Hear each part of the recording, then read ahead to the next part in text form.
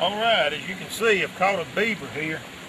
You got to get him up out of this creek here. He got him in a snare. Let me cut this off. Pretty good sized beaver. We got him in a snare. This area right here, there's a beaver that's got this culvert stopped up right here in this hole. And the water's pulling out here and it's coming up, stopping up, and it's running off the bank. It's going to cut that road out over there. I'll show you some more video of that in a minute. These beavers are crossing this culvert that we own. There's a ditch right here, and then there's a ditch right here. You can see the water's in it. The water's backed up here, and these beavers are crossing over this thing. They've got a trail wore out, and we'll look at that in a minute. And I'm going to reset this snare back and kind of show you how we had that in there. And then I'm going to show you a little bit of the damage of what these beavers are doing to this farm, and kind of give you some idea of why these animals have got to be controlled, and you've got to take a few of them out for the good of everything. So let me get this cable off, and we'll set another one back here, and I'll show you some more in just a minute. Alright, here's the beaver we just caught in this snare. There's my snare. I put it back. See how it's set up, and that trail's going right off in that creek there. Well, he's going to come out of that water, come through the snare, and if you'll follow me right back over here, I've got another snare hanging there. We ain't got it set yet, but you see that? What he's doing to this man's culvert. They're fixing to cut it, climbing in and out from one side to the other. Get down here. So that goes all the way down. They're coming right up through there. And this is part of his road, four-wheeler road, tractor road, or whatever. And going back across here, but you see the water, how it's up on this side? They've got that culvert stopped up on this side. See how low the water is on that side? That's what the other side's supposed to look like right there. But they've got this culvert stopped up, and it's going to wash out if we don't. And we'll come right around here. So they've got water running out of that creek out into this man's field, flooding this whole bottom. There's more beaver dams. We've got to go down and check. We got more snares down here.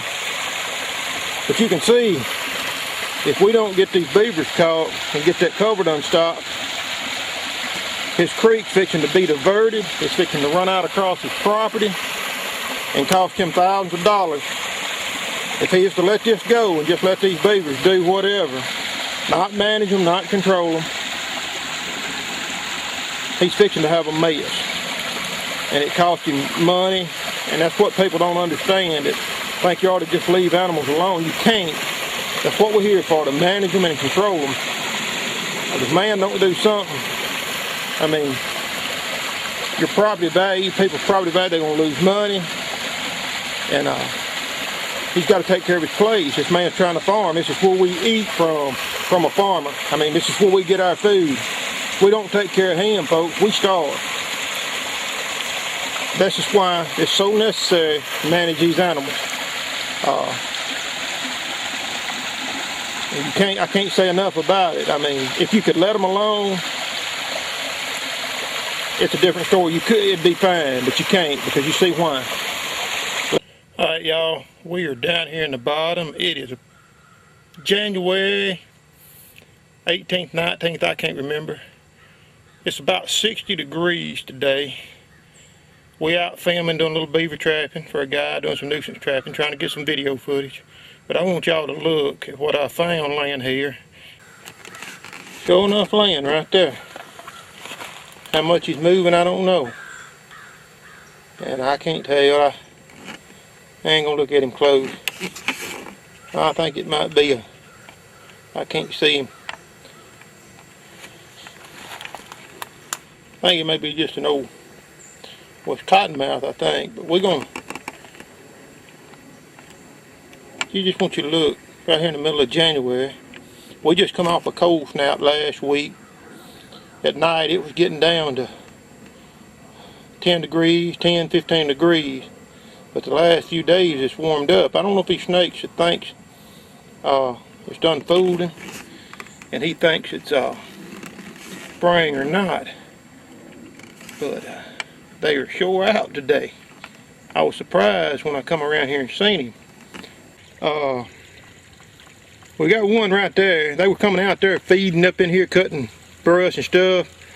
I think he's tore that spot up pretty good. I don't know if I can reset it unless I put a steel trap back there. I had him in a snare, a little trail coming out of that, but he's tore it up.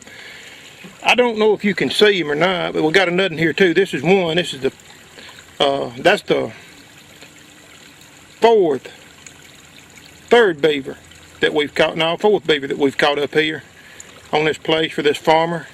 I showed you a while ago. Their road was how they pick and wash the road. This is just down below that, another beaver dam. They've got it stopped up, pushing water back out in his field. And we set another one on this beaver dam over here. And if you look real close, let me get this camera. This is a raggedy tripod I'm using. You see him over there? Let me zoom in on him.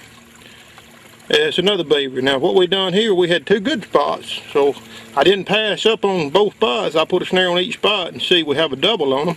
Well, that's not uncommon with beavers. I mean, that ain't a hard thing to do. You start getting triples and quadruples on coach, and you've done something. But there he is. He's just tore up that beaver dam. I didn't have a real good place to tie it to, like I was telling you a while ago. And so I had to extend my cable a little bit, and I tied it on to a tree out there. It's giving him plenty of playroom. That was a thicket where he was at. See, I couldn't hardly walk through that. He cleaned that up for me. I can get out there now. But we got him. And we got this one over here. Right here. And he's just a mud ball. But what we're doing, this is the first year I trapped over here for this guy was about 13 years ago, and I've been trapping for him ever since. At least he owns about 5,000 acres, and at least once or twice a year I got to come to a ditch or a stream or somewhere and get beavers out for him, because this ditch that you're looking at right here, it feeds into a main river in North Mississippi. It's called Tipper River, and Tipper runs into the Tallahassee, and Tallahassee runs into the Yazoo, and the Yazoo runs into the Mississippi. So I call that kind of an interstate system for beavers. So let's we're gonna get them out. Let you look at them a little bit more. See how that beaver's caught around that cable? It's got him right behind the front shoulder. That beaver's not hurt in any way. And he's setting up, and that's a big beaver. Look at the tail on that thing. So let's zoom back around here on this one more time. And this is why we do what we do. And people don't realize too, if you'll look at what I'm in a briar thicket, and I had to cut my way through here to get to this beaver dam. A lot of work in trapping. People don't realize how much work it is, especially when they hire out. You hire out to catch beavers for people. They don't understand it. You can't just, it ain't like a pest control place where they just come and spray your house and everything goes away. There's actually a lot of work that goes into beaver trapping or any kind of nuisance trapping work, whether you be getting squirrels out of an attic or coyotes or beavers off a man's property.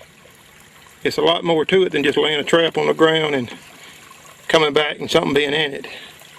So let me get these beavers out, and I'll see if I can show y'all how we had them in there, and we'll get y'all fixed up, and we'll get on out of here and move to a different spot.